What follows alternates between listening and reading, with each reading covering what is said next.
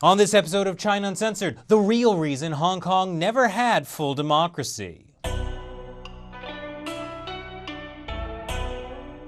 Hi, welcome to China Uncensored. I'm your host, Chris Chappell.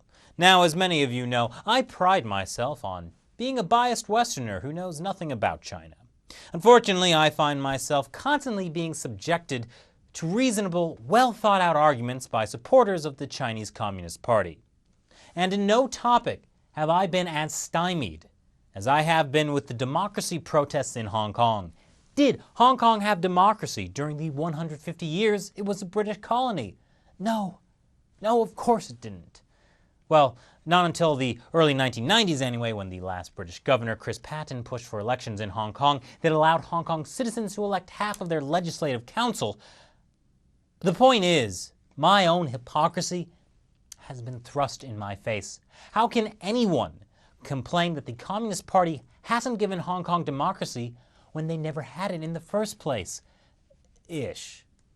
In fact, while we're on the topic of reasonable, well-thought-out arguments, state-run People's Daily lays it out clear when it said this. According to People's Daily, it was the Chinese Communist Party who pushed for real democracy in Hong Kong. They even invite us to compare the Chinese government with the British government and make up our own minds. And who says the People's Daily is propaganda? Surely those arguments are indisputable. Yes, the democracy the People's Daily is talking about involves Hong Kong residents getting to choose between candidates Beijing selected, but isn't that still more democracy than the British Empire ever gave them? Well, that might be true, but only because the Communist Party threatened to invade Hong Kong if they ever did. You see, in the 1950s, the British colonial government actually wanted to implement democratic elections in Hong Kong, but the party made it very clear that would not be tolerated. According to recently declassified British diplomatic dispatches, China has had a long history of squashing democracy in Hong Kong. In 1958, then Chinese Premier Zhou Enlai responded to the idea that Hong Kong could become self-governing by calling it a plot or a conspiracy that would be regarded as an unfriendly act. Dun dun dun! And then, in 1960, a senior Chinese official in charge of Hong Kong affairs said if the British force the people of Hong Kong into voting for their own leaders, we shall not hesitate to take positive action to have Hong Kong, Kowloon, and new territories liberated, courtesy of the People's Liberation Army. Turns out the Communist Party never wanted democracy for Hong Kong. Did the People's Daily just publish a bald-faced lie? I'm shocked! So, if they were ready to invade, how come they never did? How come the Chinese regime preferred a British-run Hong Kong? Well, according to these documents, it's because they wanted the Brits to keep the economy going so the party could trade and contact people of other countries and obtain materials.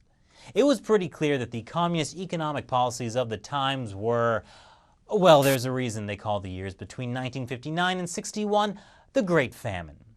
They wanted Hong Kong's economy as strong as possible, not in a state of ruin. And what happened when the two countries were negotiating the return of Hong Kong to China in the 1980s? Well, Chinese officials continued to threaten the UK to make sure it maintained Hong Kong's status quo. And when Patten tried to introduce democratic elections in the 1990s, Chinese officials called him a serpent and a prostitute for 1,000 years. There's an old Chinese saying, "The mountains are high and the emperor is far away." A democratic, economically independent Hong Kong could give ideas to its neighbors in the mainland, like Shenzhen. That's where your Apple computers are made.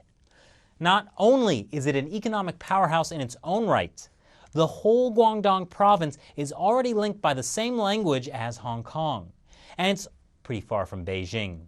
If the party ever started to lose its grip on China, it would probably be here first. So let's recap. The People's Daily asked us to compare two governments. Let's see. On the one hand, British officials repeatedly tried to introduce democracy and self-rule to Hong Kong. On the other hand, Chinese officials repeatedly threatened to invade Hong Kong if that happened. Which one offered real democracy?